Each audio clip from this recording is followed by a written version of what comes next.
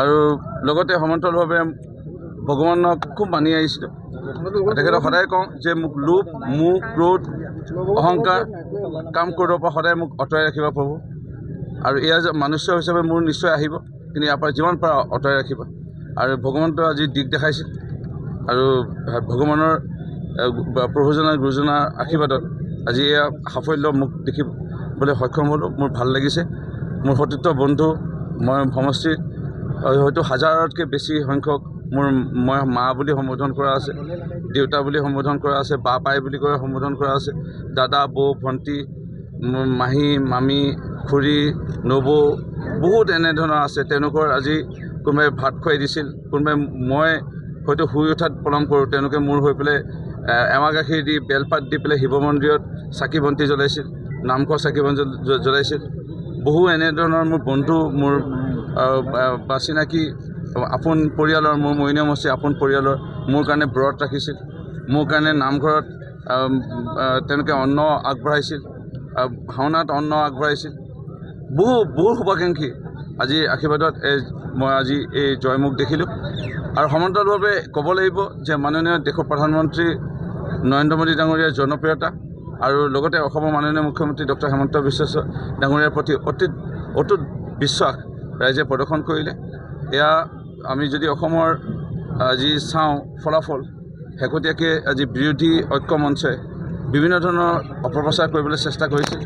তৎসত্ত্বেও এটা বিশ্বাস এই কেইটা বৰ্ষত নৰেন্দ্ৰ মোদী ডাঙৰীয়া দায়িত্ব লোৱাৰ পিছৰ পৰা 14 চনৰ পৰা বা 16 চনৰ পৰা অসমত যি বিকাশৰ এটা গতি দেখা পাইছে, এই বিকাশৰ গতি আৰু ত্বৰান্বিত কৰিবৰ কাৰণে আৰু আগুৱাই লৈ যাবৰ বাবে ৰাইজে ভাৰতীয় জনতা পাৰ্টি আৰু আমাৰ মিত্ৰজোঁটৰ পক্ষত আজি ৰায়দান কৰিলে। এয়া এটা স্পষ্ট ছবি। কিন্তু কেতিয়াবা মনতো দুখো লাগে যে মোৰ বহু মই আপোন বুলি ভবা তেওঁলোকে মোক চিপৰাং মাৰিব চেষ্টা কৰিলে বা মোক তেওঁলোকে হৰুৱাব চেষ্টা কৰিলে, কিন্তু নোৱাৰিলে। আৰু ফেচবুকত বা সামাজিক মাধ্যমত মোক গালি পাৰিব চেষ্টা কৰিলে। মোৰ কোনোবা বিৰোধী যিসকল প্ৰতিনিধিত্ব কৰিছিলে মোৰ বিপক্ষে, মোৰ মাক টানি আনি পেলাই গালি পাৰিব চেষ্টা কৰিলে। মা মানে তেওঁ যেতিয়া আলফাৰ প্ৰকোপ আছিল অসমত, সন্ধিয়া 6টা বজা 5টা বজাৰ পিছত কাৰফিউ লাগে, সেই সময়ত ৰোগীসকলক চিকিৎসা কৰোৱা ব্যৱস্থা গ্ৰহণ কৰা হওক, বহু বাগান বিভিন্ন কাৰণত বন্ধ হৈ যায়, কলম কটাৰী নাই, সেই সময়ত প্ৰদান কৰা, বহু মানুহক সহায় কৰি থৈছিল। আৰু সেই মাক, ৰূপম কুৰ্মী, মোৰ মাক গালি পৰাসকলে আজি উচিত শাস্তি পালে।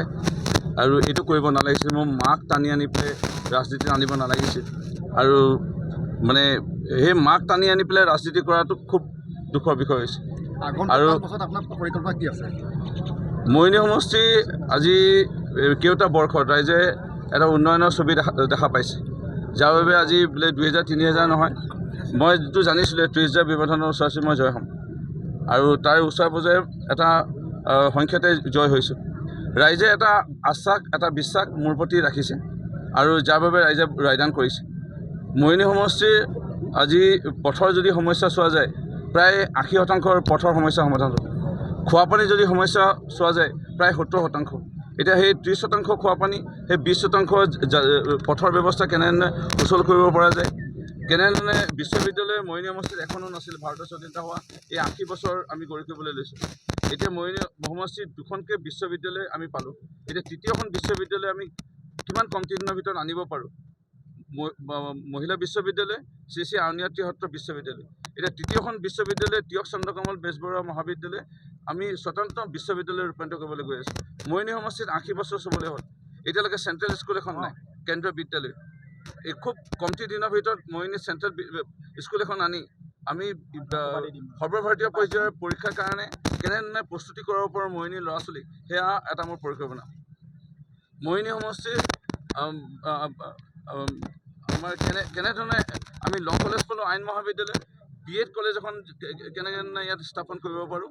আৰু BEd কলেজখন স্থাপন কৰিলে অসমৰ যি বিশেষকৈ BEdৰ ছাত্ৰ ছাত্ৰীৰ সংখ্যা এতিয়া প্ৰত্যেক চাকৰিতে শিক্ষকৰ বিশেষকৈ প্ৰয়োজন হৈছে। ইয়াত আমাৰ প্ৰাইভেটত পঢ়িব লাগে, আমাৰ ইয়াত এখন চৰকাৰী BEd কলেজ খুব কমটি দিনত। মই ইতিমধ্যে 2029 নিৰ্বাচন হ'ব, তাৰ কাৰণে প্ৰস্তুতি এতিয়াৰ পৰা আৰম্ভ কৰি দিলোঁ। আৰু মই চেলেঞ্জ দিছোঁ কোনোবাই যদি সাহস আছে নিৰ্বাচনত প্ৰতিদ্বন্দ্বিতা কৰিবলৈ আহক।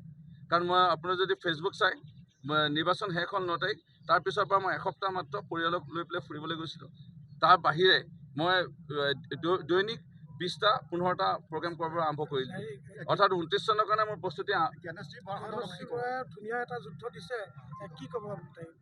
একো যুদ্ধ দিয়া নাই। যোৱাবাৰ উপ নিৰ্বাচনত 15,000 ওচৰা-ওচৰি কংগ্ৰেছ দল, 15,000 ওচৰা-ওচৰি ৰাইজৰ দলে পাইছে।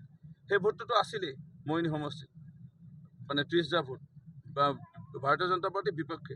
আৰু লগতে নতুন সমষ্টিৰ প্ৰায় 75,000 ভোট নতুনকৈ যোগ হৈছে, নতুন মৰিনী সমষ্টি। তাৰ পৰা অলপ কেইটামান ভোট পাইছে। সেইকাৰণে বিৰোধী এটা যিটো আছে ভোট, সেইটো আছেই, সেইটো থাকিবই।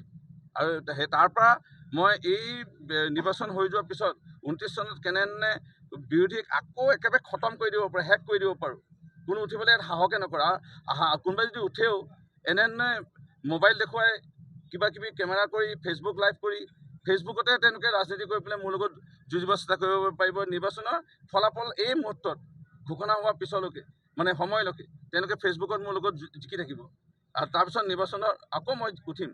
মই আজিয়ে চেলেঞ্জ দিছোঁ, আকৌ মই উঠিম। বা মই সিদ্ধান্ত লোৱা মোৰ সৰজমিনে হ'ব পাৰে, মৰিনী সমষ্টিত জিকিব, বা মই সিদ্ধান্ত লোৱা মৰিনীত মাটিত বোকাত ফেনেকি যোন ডাগৰ হৈছে মৰিনী মাটিত, মৰিনী বাহিৰৰ নহয়, মৰিনী মাটিত বোকা ফেনেকি, মৰিনী নামঘৰত যোনে আজিলৈকে সেৱা আগবঢ়াই পাইছে, প্ৰসাদ বিতৰণ কৰি পাইছে, মন্দিৰত ঝাৰু মাৰি পাইছে, মৰিনী মাটিত মৰিনী ৰাইজৰ হিতৰ বাবে চিন্তা কৰি পাইছে, মৰিনী ৰাইজৰ কেতিয়াবা আপদ বিপদে সহায় কৰি পাইছে, কোনোবা মানুহৰ চকু পানী ইলেকশ্যনৰ সময়ত আহি পেলাই নহয় আকৌ দেই। ইলেকশ্যনৰ সময়ত আহি পেলাই কোনোবাই কিবা অকণমান দেখুৱাই ফেচবুক লাইভত, আৰু আংশিক সংবাদ মাধ্যমেও মোক বিৰোধিতা কৰিব চেষ্টা কৰিলে। এই আংশিক সংবাদ মাধ্যমে মোৰ বিপক্ষে থাকিবই আজীৱন। এতিয়ালৈকে একো কৰিব পৰা নাই আৰু ভৱিষ্যতেও একো কৰিব নোৱাৰে। মই আকৌ পুনৰ দোহাৰিছোঁ, আংশিক সংবাদ মাধ্যম।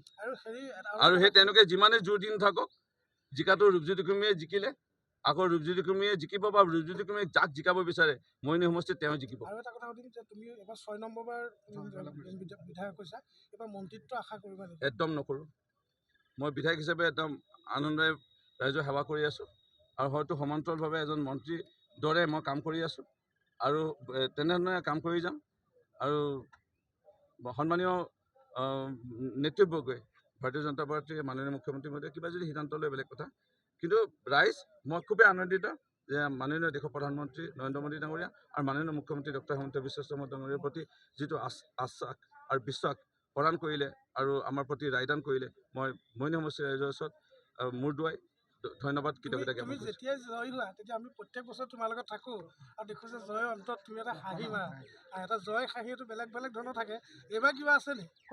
যেনেকৈ প্ৰভু বিষ্ণুৱে যেতিয়া ভাওনা তোলাই, তেওঁ চক্ৰ ধৰি পেলাই এটাই কয়, আৰু শংখ ধৰি দুষ্টক দমন শান্তক পালন।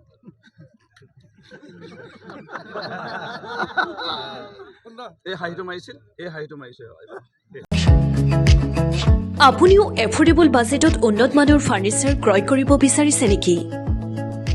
আপুনি আজি আহক শ্ৰী ফাৰ্নিচাৰলৈ। ইয়াত আপোনাৰ প্ৰয়োজনীয় সকলোখিনি সামগ্ৰী উপলব্ধ। আধুনিক ডিজাইনৰ বিচনা, আলমাৰী, ডাইনিং টেবুল, অফিচ টেবুল, সোফাৰ পৰা আৰম্ভ কৰি আৰু ভিন্ন ফাৰ্নিচাৰ পাই যাব একেবাৰে সহজ মূল্যত। লগতে আপোনাৰ প্ৰয়োজন অনুসৰি আপুনি ডিজাইন কৰি ল'ব পাৰিব। ইয়াত বিয়াৰ ফাৰ্নিচাৰ অৰ্ডাৰ লোৱাৰ লগতে আপোনাৰ প্ৰয়োজন অনুসৰি সকলোবোৰে প্ৰস্তুত কৰি দিয়া হয় কম সময়ত। তেন্তে পলম নকৰি আজিয়েই আহক আৰু আপোনাৰ মন পচন্দৰ ফাৰ্নিচাৰ লৈ যাওক। আমাৰ ঠিকনা Shri furniture, BG road, new Balibad, Jorhat. যোগাযোগ নম্বৰ 9854006504, 9854006512।